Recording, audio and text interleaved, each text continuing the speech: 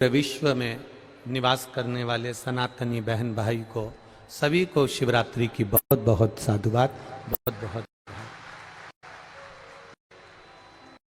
ये शिव कृपा है, भगवान शंकर की उदारता, शंकर की करुणा और उनकी दया। स्क्रीन चालू करो। भगवान शिव की कथा, उनकी करुणा और उनकी कृपा, उनकी उदारता से आज ये पावन शिवरात्रि के अवसर पर आप और हम सिद्धपुर नगर सीहोर की पावन धरा पर, कुबेरेश्वर धाम की पावन धरा पर विराजमान होकर शिव महापुराण की कथा को श्रवण कर रहे हैं। ये प्रभु कृपा है और उसकी जब तक दया ना हो, उसकी जब तक करुणा ना हो, उसकी जब तक कृपा ना हो, तब तक कहीं पहुंचना, कहीं जाना या किसी स्थान पर पहुंचना बड़ा कठिन है। मैंने तेरे ही भरोसे बाबा, तेरे ही भरोसे हवा बिच उड़ती जावांगी, बाबा डोर हथो छड़ी में कटी जावांगी, भोले में तेरी पतन, शंभो में तेरी पतन, हवा बिच उड़ती जावांगी, बाबा डोर हथो छड़ी में कटी जावांगी। शिव तत्व कह रहा है, उसकी करुणा होती है, उसकी उदारता होती है, उसकी दया होती है, तब कहीं शिव का शिवालय मिलता है, तब कहीं शंकर का द्वार मिलता है, तब जाकर कहीं शिव की शरणागति प्राप्त होती है, वरना ये शरणागति मिलती ही नहीं। महाराज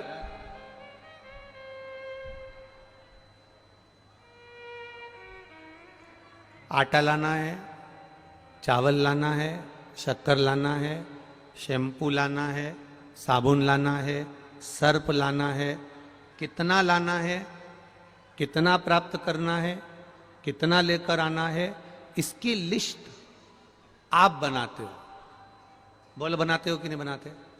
अरे जम के तो बोलो जरा, बनाते हो ना? इसकी लिस्ट आप बनाते हो। इसकी लिस्ट कोई दूसरा नहीं बनाता। घर की माता बनाएगी, घर के लोग बनाएंगे, घर के वृद्ध बनाएंगे, घर के बड़े बनाएंगे, घर के बुजुर्ग बनाएंगे, घर का बच्चा बच्चा उस लिस्ट को बना देगा। देखिए, बहुत स्मरण करिएगा, आज शिवरात्रि की कथा है और मौका मिला है। एक मिनट की भी कथा, एक क्षण की भी कथा व्यर्थ बात में आपकी ना जाए। जो मौका मिला है पूरे दिन भर में 3 घंटे, और 3 घंटे में से भी आधा घंटा तो मूछ वाला दादा ले जाता है, बचता है 2.5 घंटा, उसको आप अच्छे से ग्रहण कर लीजिए। छूके ना, ये छूट ना जाए।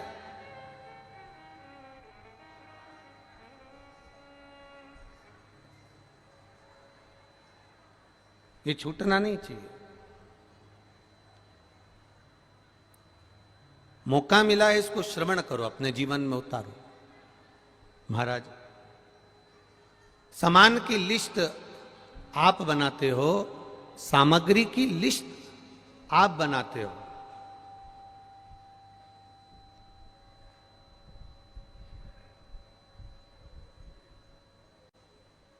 केवल एक लिस्ट ऐसी होती है जो तुम कभी नहीं बनाते हो, वो है तुम्हारी दवाई की लिस्ट।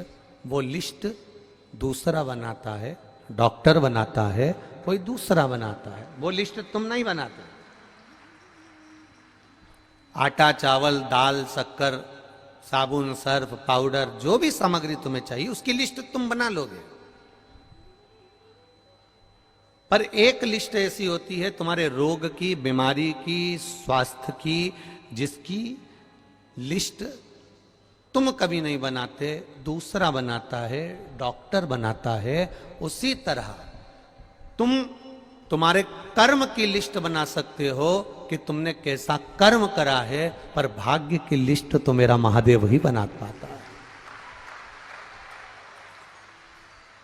आप कर्म की लिस्ट बना सकते हो।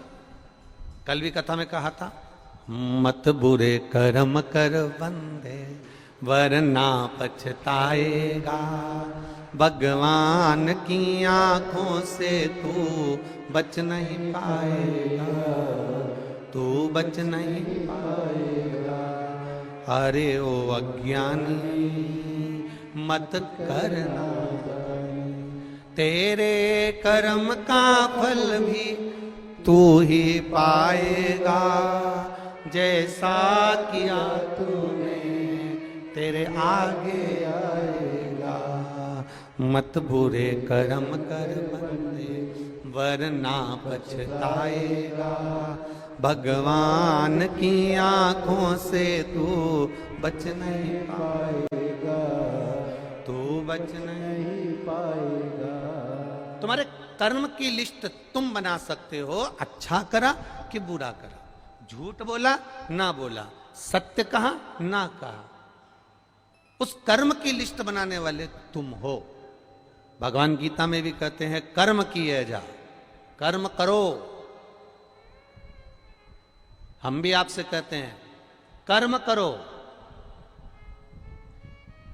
करो कर्म, जाओ जिस कार्य को करने जा रहे हो उस कार्य को लगनता से करना, दिल से करना। और जब तुम लगनता से करोगे, दिल से करोगे, तो निश्चित है उस कार्य में सफलता जरूर मिलेगी, उसको कोई रोक नहीं सकता। करो।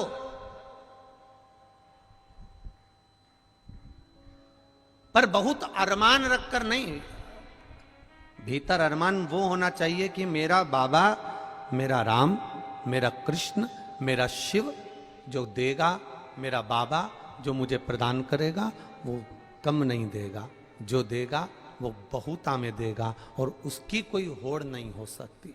जब वो देता है, सारे देव देते हैं, पल्ला झाड़ कर देते हैं। क्या देते हैं? पल्ला झाड़। सारे देव देते हैं तो पल्ला झाड़ कर देते हैं। तुम्हारे भाग्य में कितना लिखा है, कितना तुम्हारे को देना है, कितना कम देना है, कितना अधिक देना है, कैसा देना है, सारे देव देते हैं तो पल्ला झाड़ कर देते हैं। और मेरा महादेव देता है तो छप्पर फाड़ कर देता है।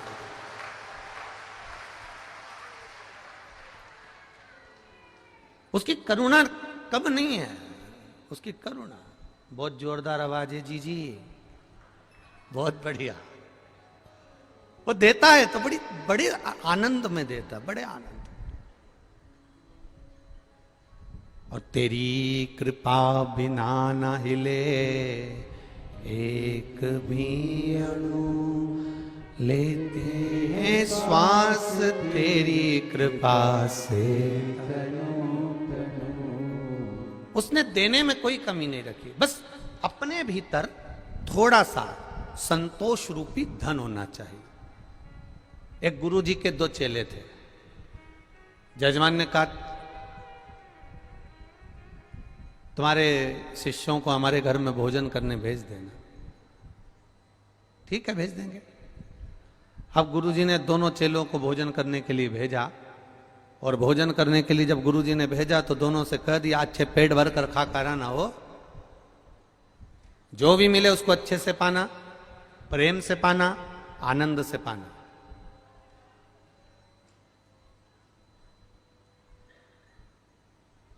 जो ज्यादा भाव खाता है वो बाद में ट्रेन में बैठ के बड़ा पाव खाता है। इसीलिए गुरुजी अपने चेले से कहते हैं कि थोड़ा सा सावधानी से जाना, जैसा मिले वैसा पाना, नखरे नहीं करना, अच्छे से रहना, प्रेम से रहना। शिष्य दोनों चल दिए। अब गुरुजी से शिष्यों ने पूछ लिया किसके यहां जाना है? अरे वो नगर में सेठ है ना, बहुत पैसे वाला, बहुत धनपति, बहुत करोड़पति, बस उसी के यहाँ भोजन करने जाना। अब दोनों शिष्य चले और दोनों शिष्यों ने जाकर सुंदर भोजन प्रसादी ग्रहण करी। चांदी की थाली में भोजन आया, श्रीखंड आया, रबड़ी आई, रसगुल्ला आया, पूड़ी आई, सब्जी आई। इन दोनों ने खूब खाई। खाने के बाद सेठ जी आए और उन्होंने दोनों का तिलक करा। तिलक कर कर दोनों को 2-2 रुपए दे दिए। कितने रुपए दिए? जम के बोलो जरा। 2-2 रुपए उनको दिए। अब 2-2 रुपए उनको दिए। दोनों दोस्त जाने लगे, शिष्य जाने लगे। एक बड़ा खुश था, बड़ा प्रसन्न। एक की प्रसन्नता इतनी थी जिसका वर्णन नहीं, और दूसरा मुंह उतारा हुआ था, मुंह लटका हुआ था, लटका लटका मुंह भिन भिन कर रहा था। काय का सेठ? काय का सेठ? बताओ। भिखारी 2 रुपया दिया। काय का सेठ? भिखारी 2 रुपया दिया। अब एक प्रसन्न है और एक का मुंह उतरा हुआ है। एक की प्रसन्नता है और एक का मुंह उतरा हुआ है। अब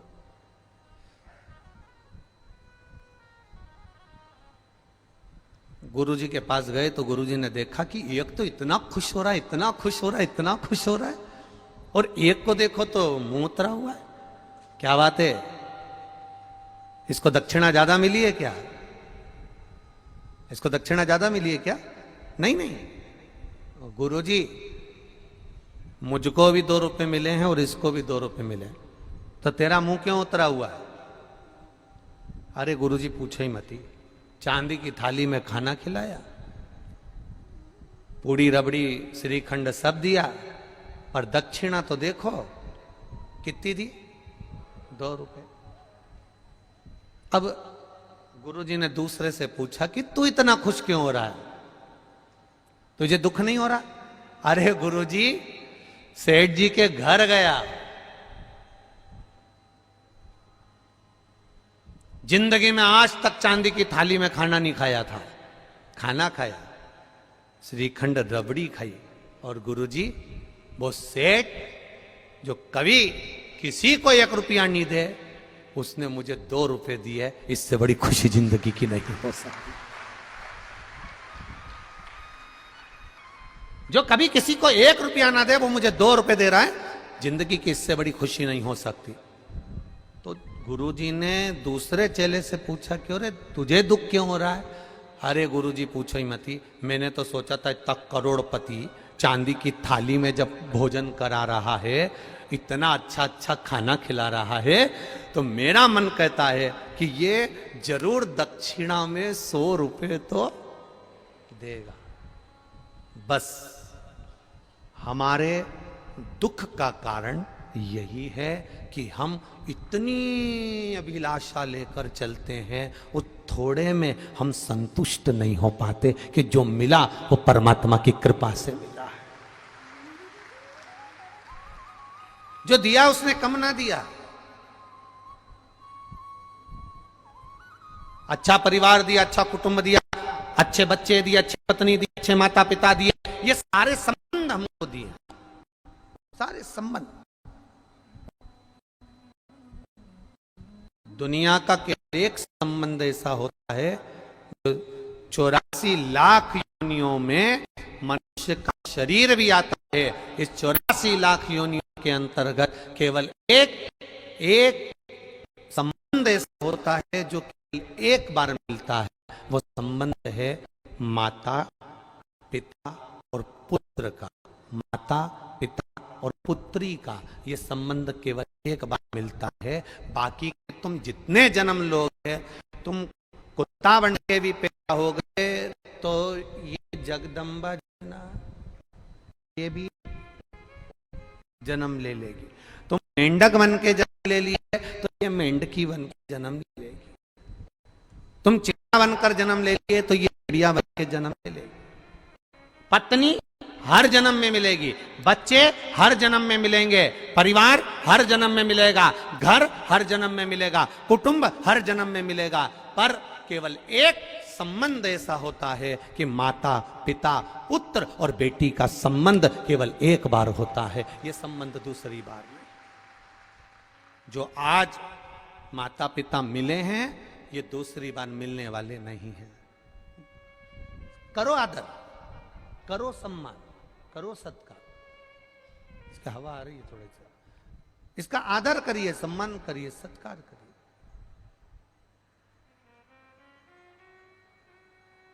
तुम लोग खड़े हो जाते हो ना, इसलिए आस्था वाले तुम्हें दिखाना बंद कर देते हैं। बार बार तुम लोग हाथ हिलाते हो।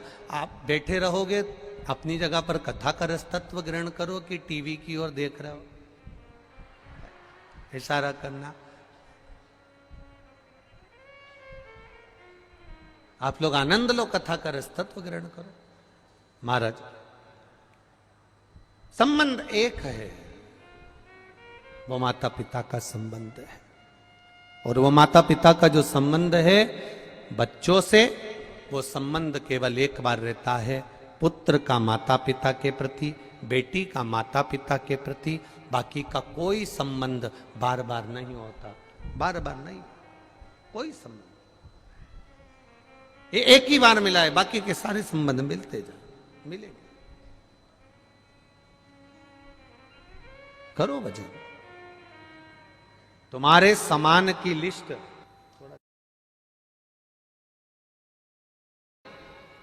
तुम बना सकते हो।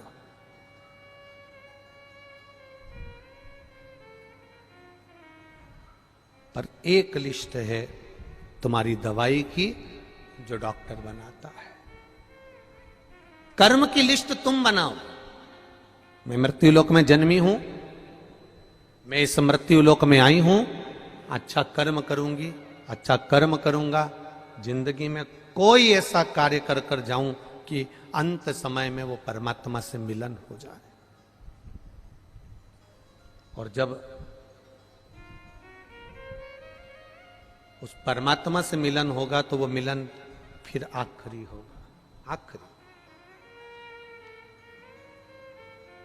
और वो धैर्यता, वो आनंदता हमारे भीतर प्रकट होना चाहिए, और वो विश्वास से प्रकट होगी। मानो तो मैं गंगा मां हूं, ना मानो तो बहता पानी। आप मानो तो गंगा जी है, नहीं तो नहीं है।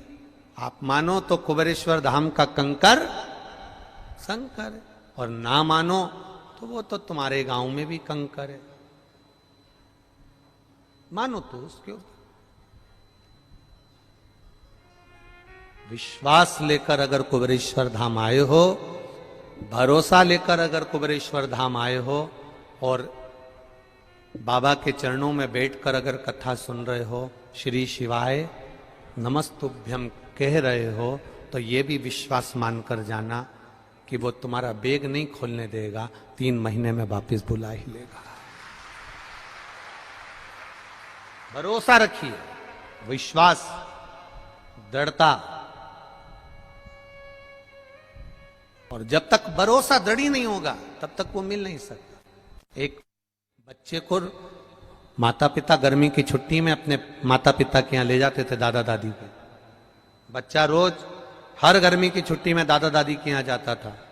बच्चा हर गर्मी की छुट्टी में दादा दादी के यहाँ पहुंचता था।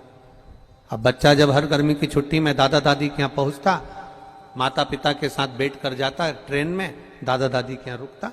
समय बीतता गया, बच्चा थोड़ा बड़ा हो गया। बड़ा बच्चे ने कहा, पापा पिताजी अब की बार मैं अकेला चले जाऊंगा दादा दादी, अगर आपको छुट्टी नहीं मिल रही तो मैं चले जाता हूं, अकेला चले जाता हूं।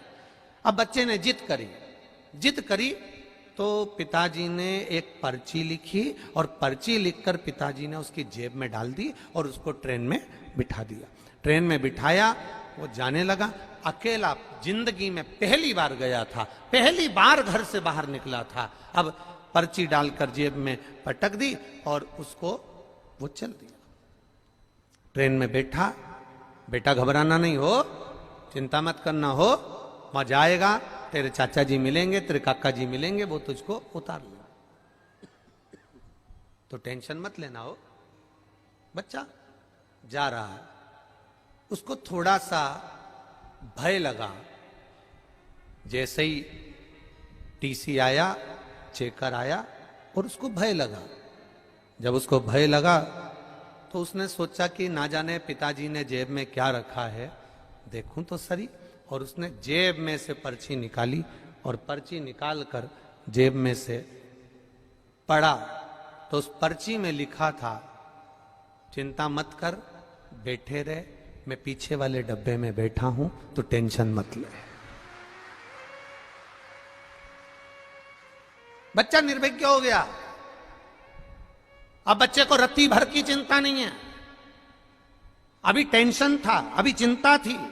पर्ची पढ़ी और पर्ची में लिखा था कि मैं पीछे वाले डब्बे में बैठा हूं, तो चिंता मत कर। तेरे पीछे ही बैठा हूं, तो चिंता मत कर। आराम से बैठे रहे, आराम से चलते रहे, आराम से दादा के घर जा, तो चिंता मत करना। मैं पीछे बैठा हूं, चिंता करने की जरूरत नहीं है। बस वो पर्ची कुबेरेश्वर धाम में प्राप्त होती है कि आप चिंता मत करना, मेरा महादेव तुम्हारे साथ पीछे पीछे चल रहा है। अकाल मृत्यु वो मरे जो काम करे चंडाल का, काल उसका क्या बिगाड़े जो भक्त हो महा। वो चल रहा है तुम्हारे पीछे पीछे, हर पल, हर घड़ी, हर क्षण चल रहा है।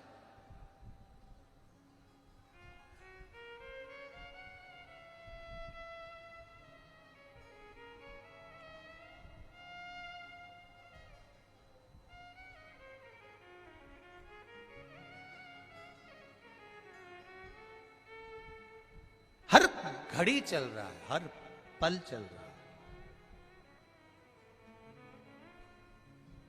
आज एक दिल्ली की कोई बहन, कोई मिलिट्री में उनके पति हैं, उनके साथ आई हुई है। और वो जहां हम कक्ष में हैं, उस कक्ष के आगे टिक कर बैठी थी और उसकी बात चल रही थी। तो वो बात में कह रही थी कि गुरुजी ने रुद्राक्ष वितरण, उसके पति ने कहा कि सबको सूचना दी कि रुद्राक्ष के लिए आना, और गुरुजी ने रुद्राक्ष वितरण नहीं किया, बंद कर दिया कारणवश। उसकी पत्नी के शब्द, उस मिलिट्री मैन की, उस धर्म पत्नी, कहीं पर बैठे होंगे वो दोनों, तो उस धर्म पत्नी के शब्द कितने सुंदर थे। शायद आपकी जिंदगी के लिए शब्द बहुत कीमती होगा। उसकी धर्म पत्नी ने एक ही शब्द कहा, आपको परेशानी हो रही है यहां बैठने में, आपको दिक्कत हो रही है यहां बैठने में? नहीं नहीं नहीं, क्या कहना चाहती है? अब रुद्राक्ष तो मिल ही नहीं रहा, भले ना मिले, मैं भोलेनाथ जी से ये कह कर जा रही हूं, मेरी जिंदगी में, मेरे बच्चों की जिंदगी में, मेरे पति की जिंदगी में कभी रुद्राक्ष की जरूरत ही नहीं पड़े, बस ऐसी कृपा करना, ऐसी करुणा करना। हम आए हैं, वो दोनों बात कर रहे हैं, वो और भी लोग उनके साथ बैठे हुए थे, उनसे उनकी चर्चा चल। हमने कहा क्या सुंदर शब्द है, एक माता का ये शब्द जीवन को सार्थक करने वाला है। आप भी जब यहां से जाओ तो मेरे बाबा से कहकर जाना, बस तू मेरे साथ चलना, बाकी का सब तो, पूरी दुनिया मेरी हो जाएगी, बस तू मेरा हो गया तो सब हो गया।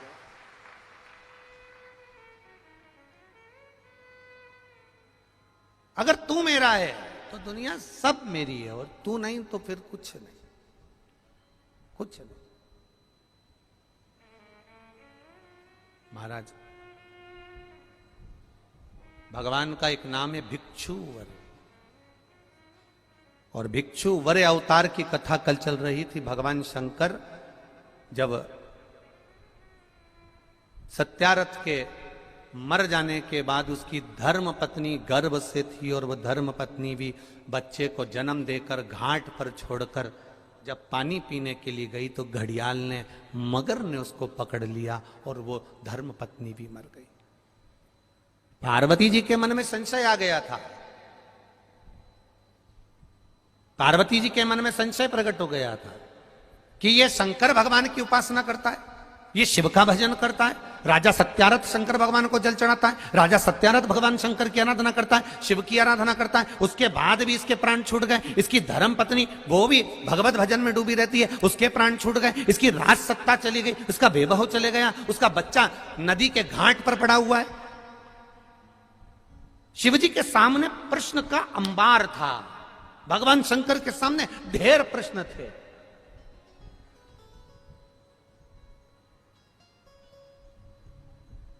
उसका नाम शंकर है। क्या बोलते हैं उसको? शंकर। जो शंका को भी समाप्त कर दे उसी को शंकर कहा जाता है, जिसका एक एक कंकर आनंद देने वाला। शंकर को भजने वाले के भीतर शंका नहीं होना चाहिए। कोई 50 बार कह दे पानी चढ़ाने से क्या होता है, कोई 50 बार कह दे बेलपत्र चढ़ाने से क्या होता है, कोई 50 ये पत्र आया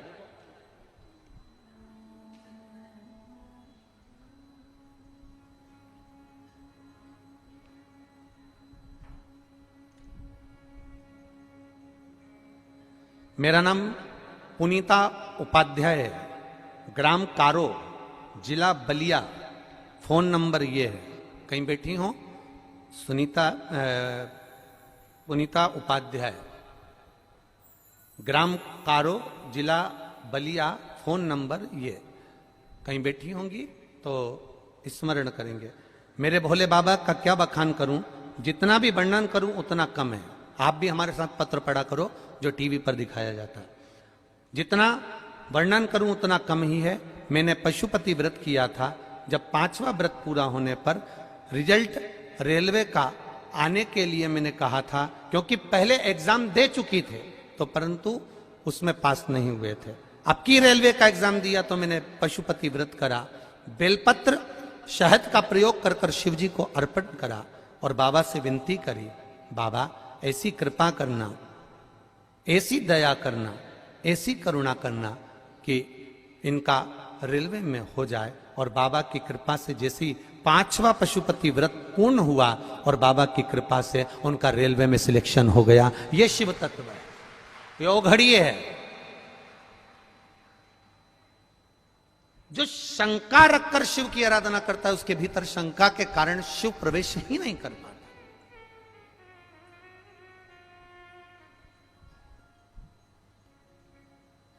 सबसे ज्यादा घर किसके बिगड़ते हैं?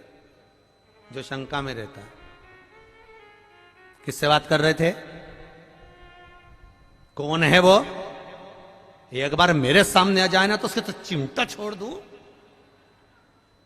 बस इतनी देर में कई कई पत्नियों की आदत रहती है दिन भर शंका शंका शंका शंका। कई कई पतियों की आदत रहती है दिन भर मोबाइल में टटोलता ही रहता है, इसने किससे बात करी थी, कौन था, कौन था, कौन था।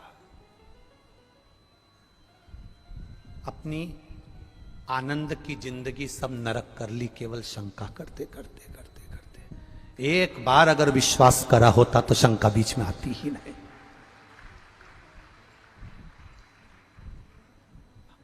हमारे सनातन धर्म के अंदर, हमारे सनातन धर्म के अंदर शंका का कोई काम नहीं होता। हमारे सनातन धर्म के अंतर्गत केवल विश्वास करा जाता है कि पत्थर की मूर्ति में भी राम होता है। हमारे सनातन धर्म के अंतर्गत शंका का कोई काम नहीं होता। हमारे सनातन धर्म के अंतर्गत केवल विश्वास होता है कि रामचरितमानस के एक एक पन्ने में एक एक शब्द में राम समाया होता है, उसको समझने वाला होना चाहिए। हमारे सनातन धर्म के अंतर्गत शंका में शंका नहीं होती। हमारे सनातन धर्म के अंतर्गत विश्वास होता है कि गौ माता के अंतर्गत 33 कोटि देवी देवता विराजमान होते हैं। यह विश्वास है हमारा, ये विश्वास है हमारा। हमारे सनातन धर्म के अंतर्गत तिरुमाला के पर्वत पर जाते हैं तो वेंकटलाल का दर्शन करते हैं, गोवर्धन पर्वत पर जाते हैं तो गिरिराज जी का दर्शन करते हैं, हम कामतगिरी पर्वत पर जाते हैं तो कांतानाथ जी का दर्शन करते हैं, हम काशी में जाते हैं तो गंगा की लहरों में भी गौरा का दर्शन करते हैं। हम सनातन धर्म के अंतर्गत एक एक बच्चे में राम देख लेते हैं और एक एक बेटी में सीता का दर्शन कर लेते हैं। यह सनातन धर्म का विश्वास है। सनातन धर्म में शंका का कोई काम नहीं है, पर फिर भी दुनिया के लोग उसको शंका उत्पन्न कराते हैं। दुनिया के लोग जान करके शंका, क्या होता है शंकर जी पे जल चढ़ाने से, क्या होगा मंदिर जाने से, क्या होगा लोटा भर के पानी चढ़ाने से। तो जो तुमसे कहे कि लोटा भर के पानी चढ़ाने से कुछ नहीं होता, तो उससे कहना ये ज्ञान देने से भी कुछ नहीं होता। तू हमको काय को ज्ञान दे रहा है कि लोटा भर के पानी चढ़ाने से क्या होगा? ये तो हमारे भीतर की सोच है, ये तो हमारे भीतर का भाव है।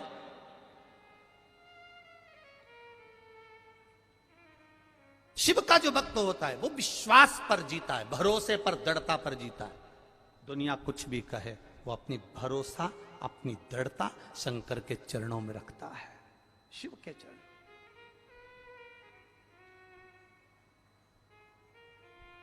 पार्वती, तुमने राजा सत्यारथ का जीवन देखा है, तुमने राजा सत्यारथ के लिए, तुम कह रही हो कि राजा सत्यारथ पूजन करता था, पाठ करता था, अर्चना करता था, शंकर को जल चढ़ाता था, शिवालय जाता था, और उसकी धर्म पत्नी भी जल चढ़ाती थी, शिवालय जाती थी, उसका बच्चा पड़ा हुआ है, उसका पूरा वैभव चले गया। शंकर की आराधना करने वाले को इतना कष्ट होगा, शिव की आराधना करने वाले को इतना दर्द होगा, शंकर की आराधना करने वाले को इतना दुख होगा, ये तो होना नहीं चाहिए था।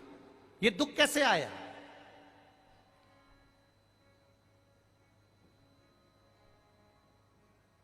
ये कष्ट कैसे आया? ये तकलीफ कैसे आई?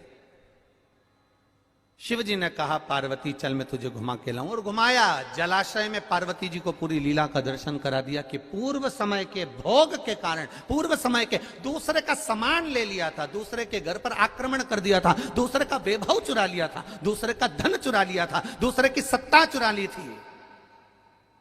इसलिए इस जन्म में भले मेरा भजन करा इसने, मुझ पर जल चढ़ाया इसने, मेरी आराधना करी इसने, पर पूर्व कर्म का भोग तो भोगना पड़ेगा। हम पहले भी कथा में कहे, तुम वेद पुराण को मानो ना मानो,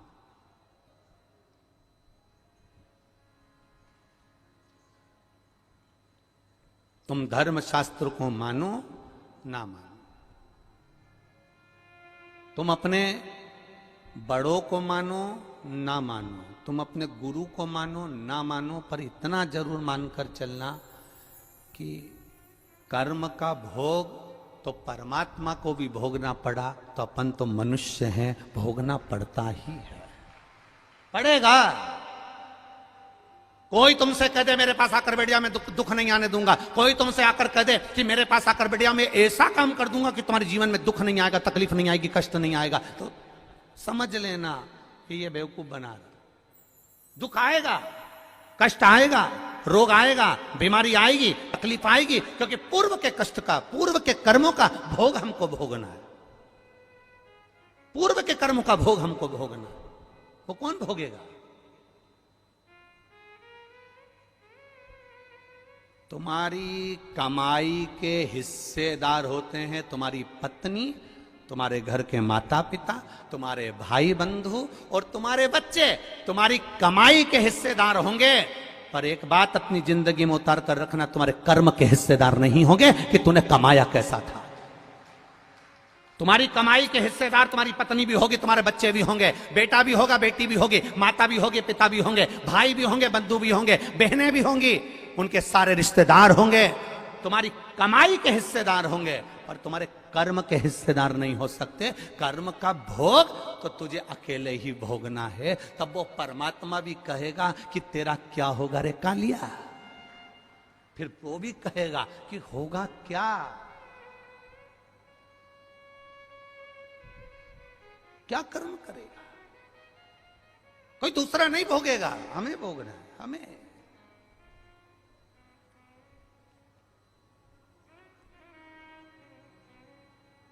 महाराज,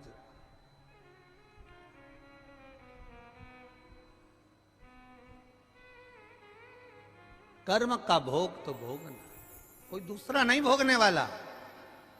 पार्वती, सत्यरथ को कर्म का भोग भोगना था, पूर्व में इसका वैभव इसने दूसरे का चुराया था, इसलिए आज इसका वैभव चले गया। पूर्व में इसने जो कर्म किया था उसके कारण इसका ये कर्म चले गया। तो फिर आपको लोटा भर के जल चढ़ाने का फायदा क्या हुआ है? अब सुनना, पूरे भारत के लोग और पूरे देश विदेश में बैठे हुए जितने भक्त इस आस्था चैनल के माध्यम से कथा सुन रहे हैं, अब सुनिए, ये कथा में भिक्षुवर अवतार भगवान शंकर का हुआ है 14वें नंबर का। उस कथा को ध्यान से सुनना। 19 अवतार में से एक अवतार है और यह हम सब के लिए है आज शिवरात्रि के दिन कि दुनिया के लोग कहेंगे, फिर वो सत्यारथ मरा क्यों, फिर वो उसकी पत्नी को घड़ियाल क्यों खा गया, फिर उसका वैभव क्यों चले गया। कई लोग कहते हैं ये दुख क्यों आता है, तकलीफ क्यों आती है, कष्ट क्यों आता है, ये पूर्व कर्म का भोग है। फिर हमने शंकर जी को जल चढ़ाया, शिव जी की आराधना करी, शंकर को हमने पानी चढ़ाया, शंकर जी के मंदिर गए, शिवालय गए, देवालय गए, फिर उसका फायदा क्या हुआ, उसका लाभ क्या हुआ। तो फिर शंकर भगवान ने पार्वती जी से कहा अब उसका जल चढ़ाने का लाभ तुम देखो पार्वती, तुम देखिए। देवराज नाम का चोर ब्राह्मण था, ब्राह्मण कुल में जन्मा था, पर चोरी कर कर धन लाया। चोरी कर, व्यक्ति चोरी कब करता है? चोरी कब करता है? जब उसको बहुत सारे धन की जरूरत पड़ती है। जब तक वो चोरी नहीं करेगा। भगवान ने जितना बड़ा पेट दिया है ना, 1 बीता का दिया तो 1 बीता का, 2 बीता का दिया तो 2 बीता का, जितना बड़ा पेट दिया है भगवान ने उसको पेट दिया तो पेट भरने के लिए भगवान ने उसको भोजन भी दिया। ये पेट भरने की जवाबदारी तो मेरे भोलेनाथ की है, पर पेटी भरने की जवाबदारी मेरे भोलेनाथ की नहीं है। पेट जितनी जवाबदारी मेरे शंभू की है, पेट जितनी जवाबदारी मेरे शंकर की है, पेट जितनी जवाबदारी मेरे कुबेर भंडारी की है, पेट जितनी जवाबदारी है तो भरेगा वो। बस इस पेट से हटकर जब दूसरा कहीं काम, लोभ, आसक्ति, वासना, तृष्णा, देवराज के साथ हुआ क्या था? देवराज की पत्नी थी, बच्चे थे, जो पत्नी थी, बच्चे थे, उनके पेट भरने की जवाबदारी भी भोलेनाथ की थी। भोलेनाथ ने पेट भरा, पर दिक्कत कहां खड़ी हो गई? जब देवराज अपनी बुद्धि को भ्रष्ट कर लिया। बुद्धि कब भ्रष्ट हुई? जब देवराज ने एक सुंदर कन्या को देख लिया, सुंदर स्त्री को देख लिया, स्त्री के चक्कर में पड़ गया। स्त्री ने कहा मुझे सुंदर सोने का हार ला कर दो, उसने हार ला कर दिया। मुझे सुंदर ये सामान ला कर दो, उसने ला कर दिया। अब उसके पास जितना धन था उसने खर्च कर दिया, अब कहां से लाएगा? तो उसने फिर चोरी करना प्रारंभ करा। जब अति होने लगती है, जब किसी चीज की जरूरत ज्यादा पड़ने लगती है, तब वो चोरी करना प्रारंभ कर। इतना बड़ा मोबाइल था, इतना बड़ा, 1500 रुपए का था। अब किसी का रोड पे पड़ा हुआ दिखा, अब वो इतना बड़ा, कितना खुश हुआ।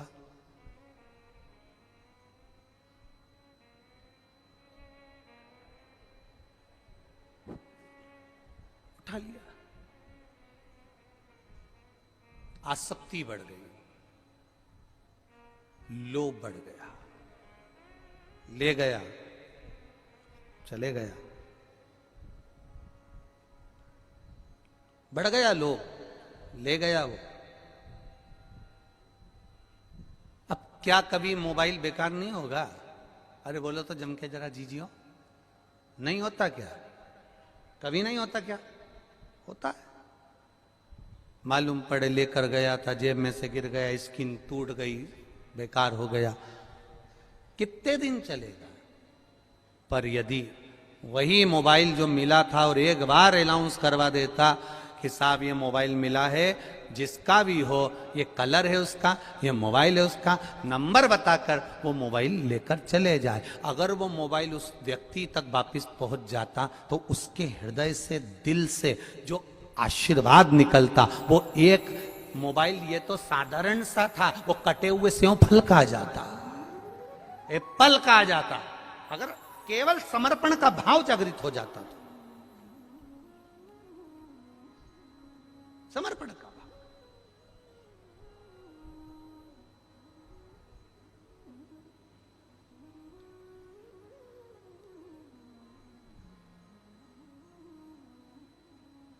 महाराज फल क्या मिला? जल चढ़ाने का फल क्या है?